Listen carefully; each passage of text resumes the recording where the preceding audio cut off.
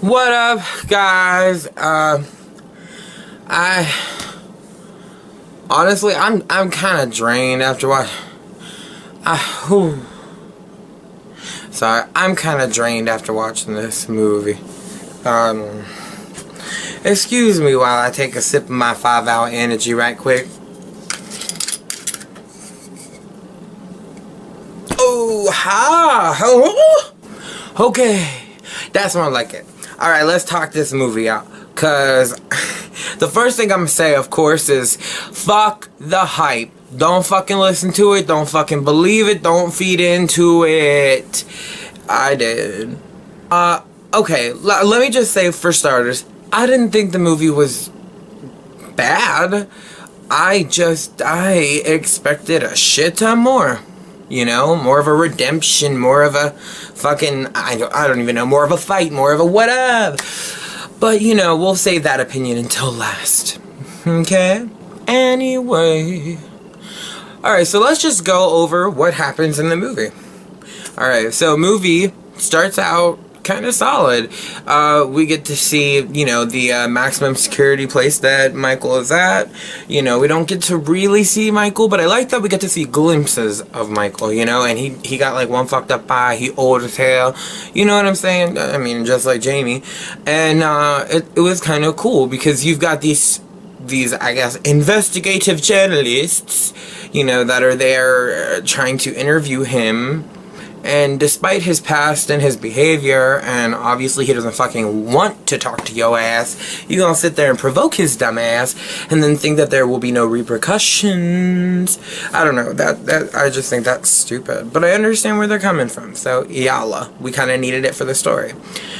Now, you also then find out that he's about to be transferred. And to another extremely high security clearance prison for the end of his days. And, oh, Laura can't be happier. And the reason I know this is because directly after, you know, they pulled the mask out. The mask, by the way, the mask they pulled out looked almost identical to the one in the original, which I thought was cool as an homage piece. However, I'll get to my point. Anyway, they then go to Laurie Strode's very hidden away, isolated shooting range / home / fortress, bunker, whatever. And they offer her $3,000 to talk. And when they're in there talking, we get to actually learn a lot about Laurie's life. You know, how she's estranged from, you know, her second husband. She had 2 marriages. They both failed. And she has a daughter, Karen, and her, you know, Child Protective Services came in and took that bitch away from her. And, you know, she doesn't have a good relationship with her daughter. Nor does she have a good relationship with her granddaughter. But she doesn't have a bad one with her granddaughter either. It's kind of fucked up. But it kind of. Anyway. And then, that's whenever they start getting into some personal shit. Because, you know, Laurie's like, bitch, I'm smarter than y'all. Get out of my house. And they do. And when that happens, and she gets her money, you actually see her meet with the granddaughter. Fuck, what's her name? What is that bitch's name? Okay, yeah, Allison. Anyway, she meets with Allison at school, where she gives her the $3,000, and I absolutely love what she says to her. She's like, spend it on all your wildest hopes and dreams. And she's like, I might put it toward college. And she's like, fuck college. Anyway, cause, you know, relatable. Anyway, so she obviously has some kind of a stapled foundation with her granddaughter. Her mom, on the other hand, she's kind of two-faced when it comes to discussing matters of her own mother with her granddaughter. And she can tell that her daughter, Karen, you know, Karen's, and, Alyssa, fuck, what is her name? I'm sorry. She, to me, was one of those characters that really didn't need to be there. She didn't really do much.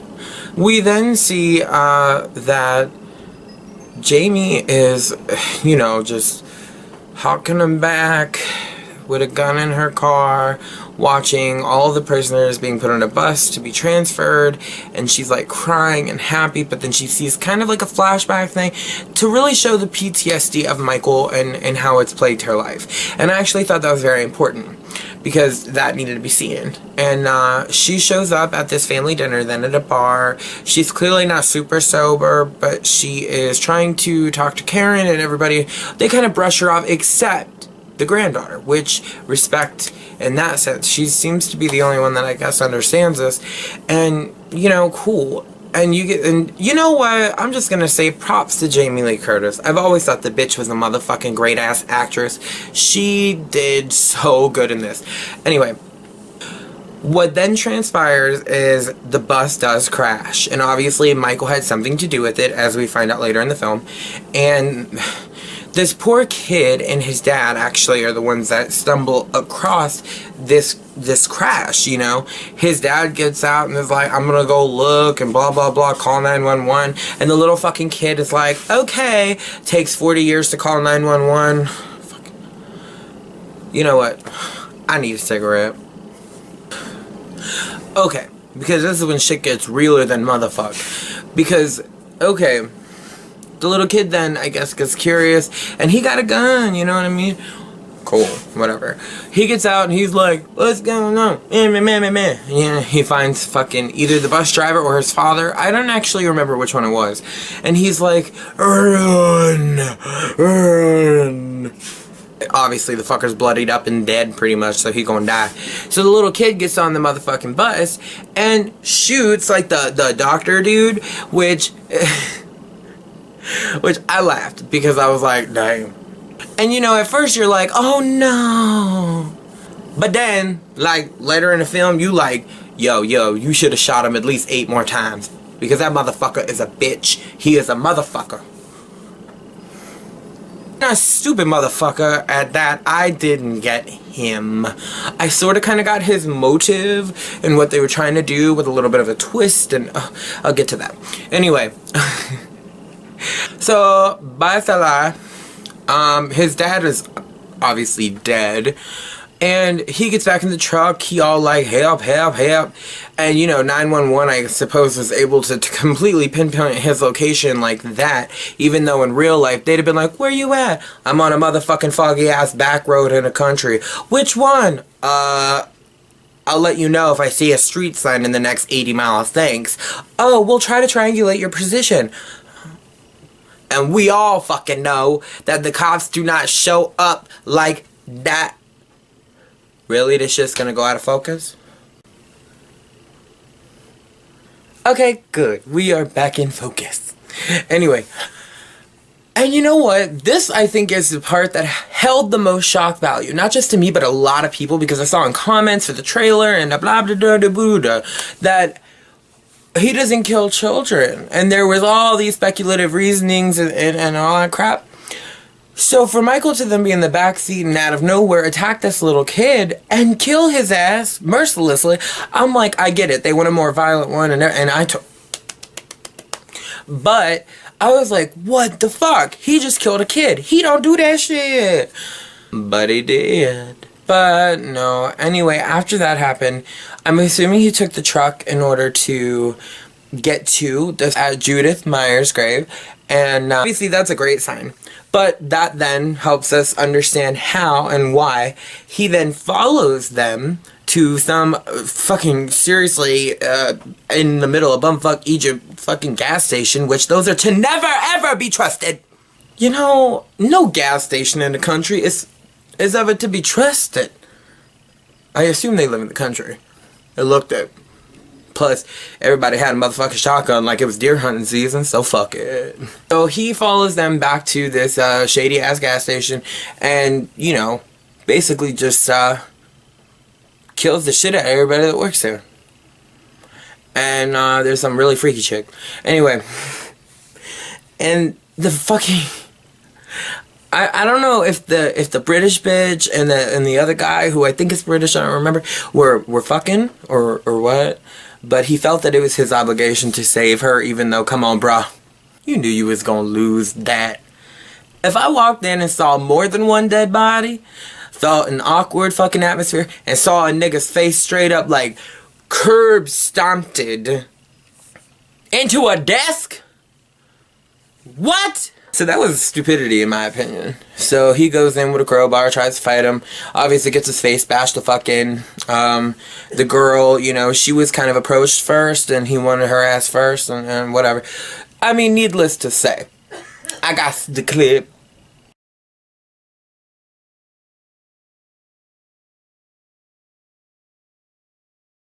So yeah, he killed the hell out of him. Saw it coming. Thank you, previews. Anyway, they honestly gave way too much away in the previews. Anyway, so, and then finally, he then gets into their car, finds his mask, and there is where we have the grand, not unveiling, but reveiling of the OG Michael Myers.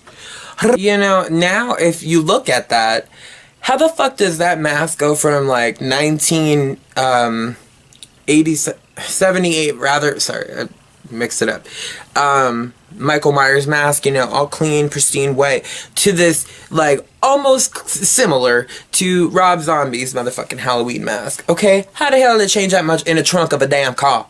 But no. Anyway, after that, he basically is like, I'm finna go ham.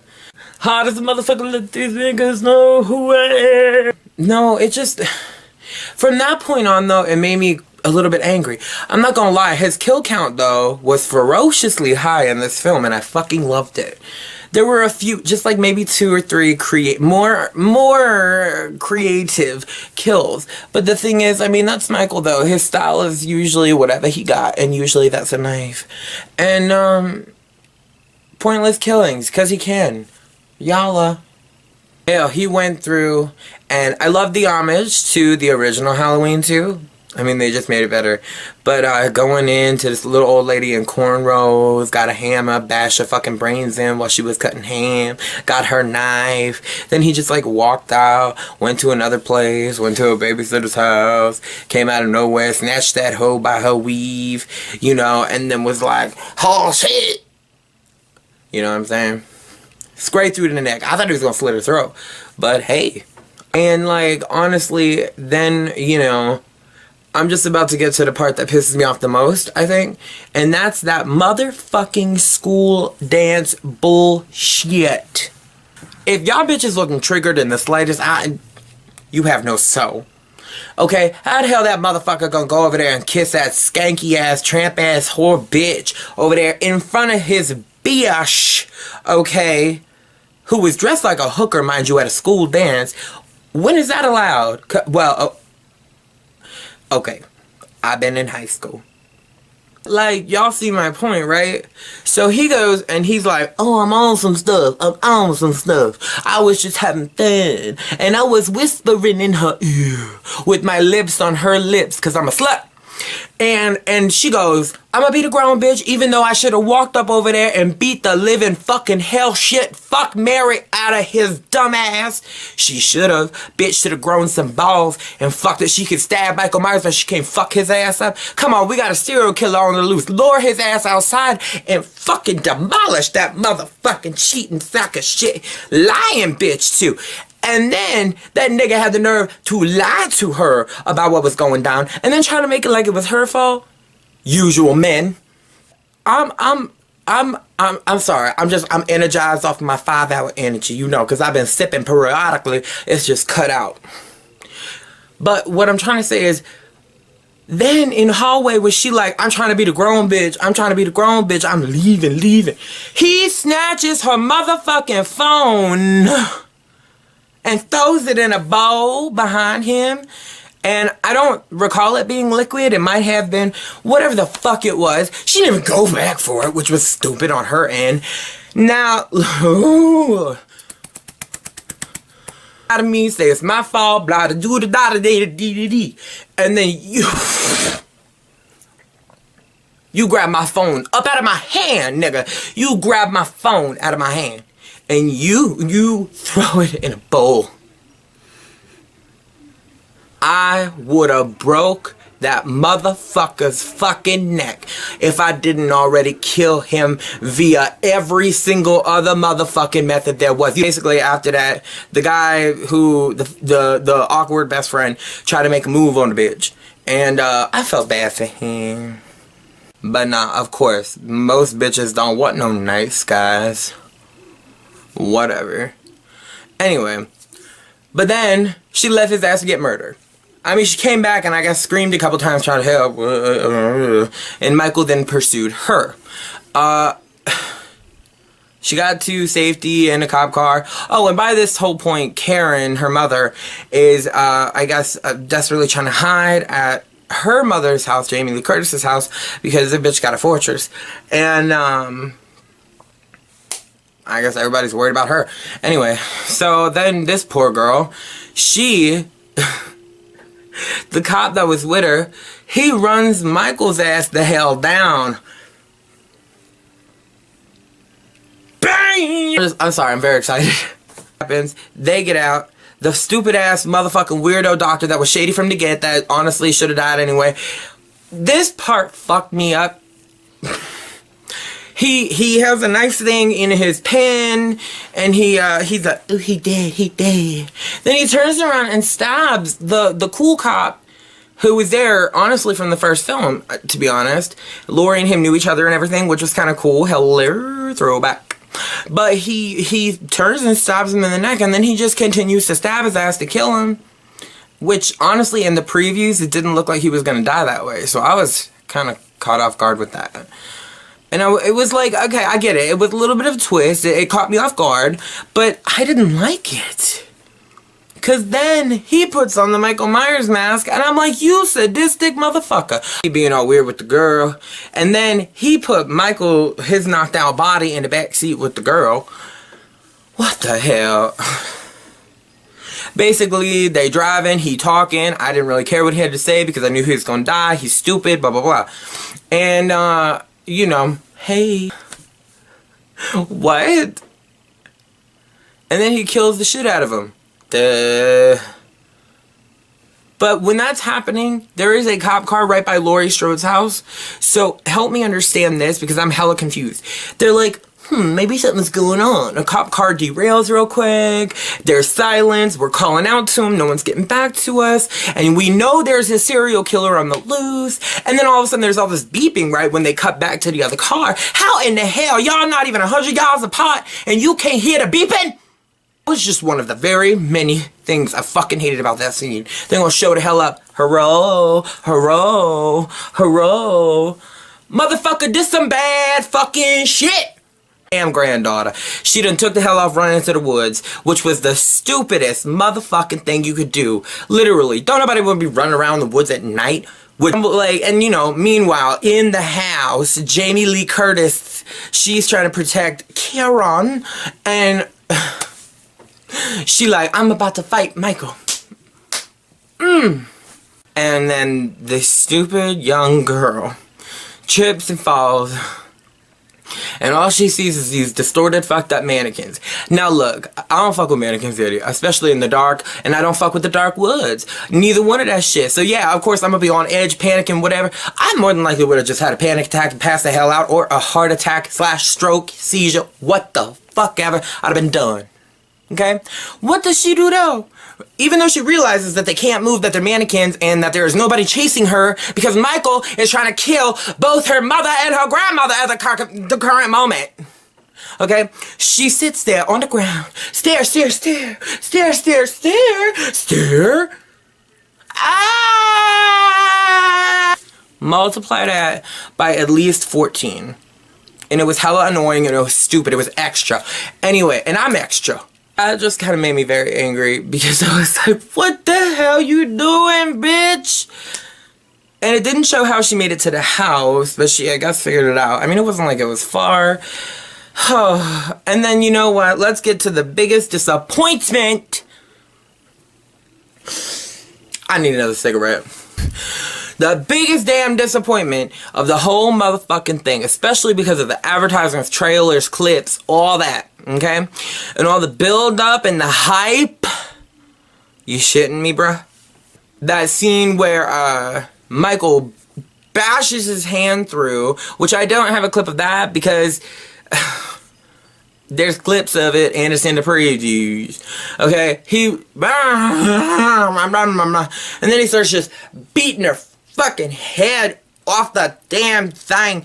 You know, how she ain't got no blood, how she ain't nothing, how she ain't no fucked up, she old. What? You telling me he fucking niggas' faces up? I mean, that already happened.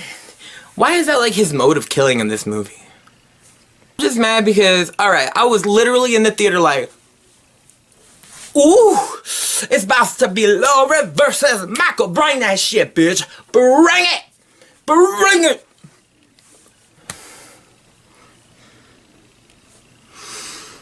Oh. Honestly, I did not realize they were going to wrap that ending up the way they did. That shit looked thrown together as fuck to me. The fight between them, maybe 5 to 7 minutes at the absolute tops. And that is not even including, like, or I mean, that is actually including her walking around with a fucking flashlight on her gun, looking, closing. Ooh, was I supposed to think she was stealth mode in that shit? Hell no. I was bored. I was waiting. I was like, I get suspense. We already felt the suspense. I want to see Laurie versus motherfucking Michael. Yo, ooh, Michael, you came back for this fucking bitch. Don't you dare let her fucking jump your ass around. And she better not let his ass win. You know what I mean? I did like when she shot him though, and the fingers came off, because that's what happened at the door. And I was like, come on, Laura, you could do better than that. You are skilled. You should know how to uppercut, elbow cut, whatever, because clearly his superhuman strength or whatever had dissipated during, I guess, the other kills. I'm not sure. Because he was strong AF, basically superhuman like he was in the first one, okay, the original. And the whole way through the movie, until it came to Laurie. And in the one little squabble they did have, where he tossed around a little bit, he didn't cause no lasting damage. He stabbed her. So, she stabbed him. She shot him. She fucked his ass up. He fucked her ass up. But here's the thing. 40 years? You've been training for 40 damn years and you want to protect your damn family? And you knew Michael was coming back. And you was training. And he didn't have to train because he's crazy. And you gonna tell me that somehow y'all managed to wrap that up in like 5 fucking minutes? And then you have your daughter who suddenly grows balls, which a bitch should have done way earlier on. The previews made it look like it was gonna be Curran, it was gonna be Jama, it was gonna be the little girl versus Macromise. Okay? Shit wasn't like that shit at all. That shit was a damn letdown. I get that a lot of people will still be like, oh no, it was good, it was realistic. It wasn't realistic. If you are about to fight a motherfucker that you've been waiting for, you about to put your all into it. Even if he's crazy as shit. And he about to put his all up into it because you was his target. There ain't no getting around that. Even with help. He don't go down easy. We all know that. Motherfuck. And honestly, basically the ending of the film, they all band together for like a half a second and stabbed him or, you know, whatever. I mean, yes, there was some cool shit. There was some good, I suppose, action shots, whatever. A lot of good kills. Graphics are good. Everything was revamped. Soundtrack, phenomenal. Would I watch it again though? Probably not. I didn't really like the ending. I mean, to be honest, I didn't really understand the ending. Was there something I missed? Like, okay, so what, the granddaughter's holding the knife. Is she the next, serial killer murderer, blah, blah, blah? Highly doubt it. Nah. I mean, maybe. She should kill that motherfucker from the dance. I am honestly just way too motherfucking whamped up. And trapped him. And then lit him on fire. Now for somebody who supposedly can't die, I guess he's dead. And which honestly shocked me because I foresaw the ending being that Laurie and Michael were both going to die. Or neither were going to die. Because Laurie's too important. I didn't think they were going to kill her. Michael, in my opinion, was too important. I didn't think they were gonna kill him.